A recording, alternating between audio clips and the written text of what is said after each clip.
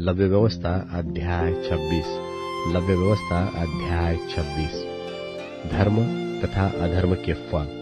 तुम अपने लिए मूर्तें न बनाना और न खोदी हुई मूर्ति व लाट अपने लिए खड़ी करना, और न अपने देश में दंडवत करने के लिए नक्काशीदार पत्थर स्थापन करना, क्योंकि मैं तुम्हारा परमेश्वर यहोवा हूँ।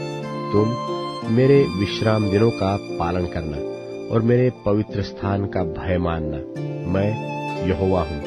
यदि तुम मेरी विधियों पर चलो और मेरी आज्ञाओं को मानकर उनका पालन करो, तो मैं तुम्हारे लिए समय समय पर मेह बरसाऊंगा तथा भूमि अपनी उपज उपजाएगी और मैदान के वृक्ष अपने अपने फल दिया करेंगे, यहाँ तक कि तुम दाख तोड़ने के समय भी दावनी करते रहोगे और बोने के समय भी भरपेट दाख तोड़ते रहोगे, और तुम मनमानी रोटी खाया करोगे और अपने देश में निश्चिंत बसे रहोगे।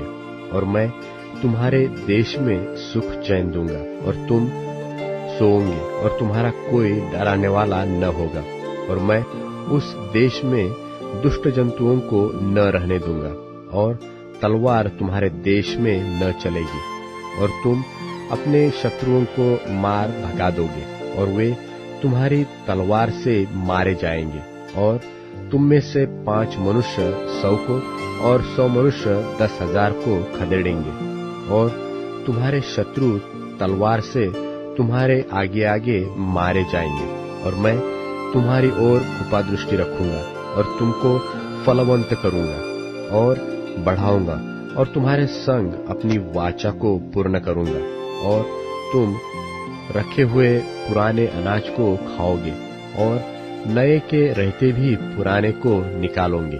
और मैं तुम्हारे बीच अपना निवास स्थान बनाए रखूंगा और मेरा जी तुमसे घृणा नहीं करेगा। और मैं तुम्हारे मध्य चला फिरा करूंगा और तुम्हारा परमेश्वर बना रहूंगा, और तुम मेरी प्रजा बने रहोगे। मैं तो तुम्हारा वह परमेश्वर यहोवा हूँ जो तुमको मिस्र देश से इसलिए निकाल ले आया कि तुम मिस्रियों के दास न बने रहो। और मैंने तुम्हारे जुए को तोड़ डाला है और तुमको सीधा खड़ा करके चलाया है। यदि तुम मेरी न सुनोगे और इन सब आज्ञाओं को न मानोगे और मेरी विधियों को निकम्मा जानोगे, और तुम्हारी आत्मा मेरे निर्णयों से घृणा करे और तुम मेरी सब आज्ञाओं का पालन न करोगे वरन मेरी वाचा को तोड़ोगे, तो मैं तुमसे यह करूंगा, अर्थात मैं तुमको बेचैन करूंगा और क्षय रोग और ज्वर से पीड़ित करूंगा, और इनके कारण तुम्हारी आंखें धुंधली हो जाएगी और तुम्हारा मन अति उदास हो जाएगा, और तुम्हारा बीज बोना व्यर्थ होगा, क्योंकि तुम्हारे शत्रु उसकी उपज खा लेंगे। और मैं भी तुम्हारे विरुद्ध हो जाऊंगा और तुम अपने शत्रुओं से हार जाओगे, और तुम्हारे बैरी तुम्हारे ऊपर अधिकार करेंगे। और जब कोई तुमको खदेड़ता भी न होगा तब भी तुम भागोगे।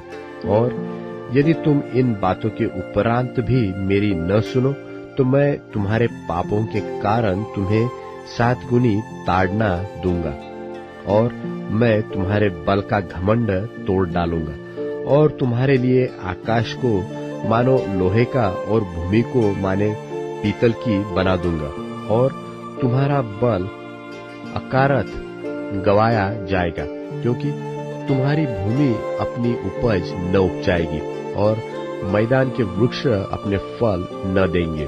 और यदि तुम मेरे विरुद्ध चलते ही रहो और मेरा कहना न मानो, तो मैं तुम्हारे पापों के अनुसार तुम्हारे ऊपर और 7 गुना संकट डालूंगा, और मैं तुम्हारे बीच वन पशु भेजूंगा जो तुमको निर्वंश करेंगे और तुम्हारे घरेलू पशुओं को नाश कर डालेंगे और तुम्हारी गिनती घटाएंगे, जिससे तुम्हारी सड़कें सूनी पड़ जाएगी। फिर यदि तुम इन बातों पर भी मेरी ताड़ना से न सुधरो और मेरे विरुद्ध चलते ही रहो, तो मैं भी तुम्हारे विरुद्ध चलता रहूंगी, और तुम्हारे पापों के कारण मैं आप ही तुमको 7 गुना मारूंगा। और मैं तुम पर एक ऐसी तलवार चलवाऊंगा जो वाचा तोड़ने का पूरा पूरा पलटा लेगी। और जब तुम अपने नगरों में जा जाकर इकट्ठे होगे, तब मैं तुम्हारे बीच मरी फैलाऊंगा, और तुम अपने शत्रुओं के वश में सौंप दिए जाओगे। और जब मैं तुम्हारे लिए अन्न के आधार को दूर कर डालूंगा, तब 10 स्त्रियां तुम्हारी रोटी एक ही तंदूर में पकाकर तौल तौल कर बांट देंगी, और तुम खाकर भी तृप्त न होगे। फिर यदि तुम इसके उपरांत भी मेरी न सुनोगे और मेरे विरुद्ध चलते ही रहोगे, तो मैं अपने न्याय में तुम्हारे विरुद्ध चलूंगा, और तुम्हारे पापों के कारण तुमको 7 गुनी ताड़ना और भी दूंगा। और तुमको अपने बेटों और बेटियों का मांस खाना पड़ेगा, और मैं तुम्हारे पूजा के ऊंचे स्थानों को ढा दूंगा, और तुम्हारे सूर्य की प्रतिमाएं तोड़ डालूंगा, और तुम्हारी लोथों को तुम्हारी तोड़ी हुई मूर्तों पर फेंक दूंगा। और मेरी आत्मा को तुमसे घृणा हो जाएगी, और मैं तुम्हारे नगरों को उजाड़ दूंगा, और तुम्हारे पवित्र स्थानों को उजाड़ दूंगा, और तुम्हारा सुखदायक सुगंध ग्रहण न करूंगा। और मैं तुम्हारे देश को सूना कर दूंगा, और तुम्हारे शत्रु जो उसमें रहते हैं वे इन बातों के कारण चकित होंगे। और मैं तुमको जाति जाति के बीच तीतर बीतर करूंगा, और तुम्हारे पीछे पीछे तलवार खींचे रहूंगा, और तुम्हारा देश सूना हो जाएगा, और तुम्हारे नगर उजाड़ हो जाएंगे। तब जितने दिन वह देश सूना पड़ा रहेगा और तुम अपने शत्रुओं के देश में रहोगे, उतने दिन वह अपने विश्राम कालों को मानता रहेगा। तब ही वह देश विश्राम पाएगा, अर्थात अपने विश्राम कालों को मानता रहेगा। और जितने दिन वह सूना पड़ा रहेगा, उतने दिन उसको विश्राम रहेगा, अर्थात जो विश्राम उसको तुम्हारे वहां बसे रहने के समय तुम्हारे विश्राम कालों में न मिला होगा, वह उसको तब तक मिलेगा।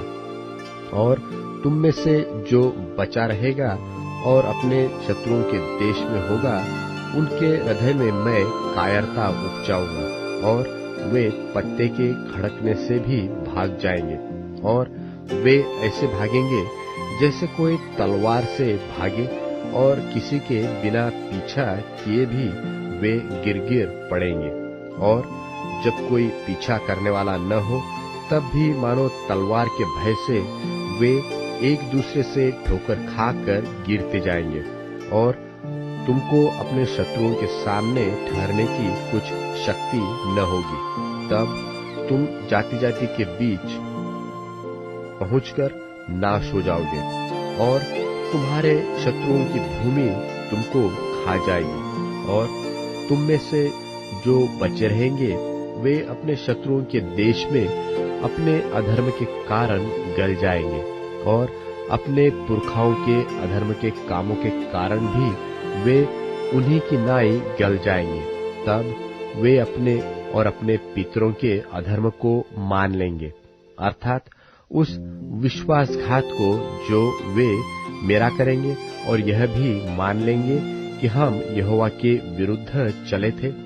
इसी कारण वह हमारे विरुद्ध होकर हमें शत्रुओं के देश में ले आया है।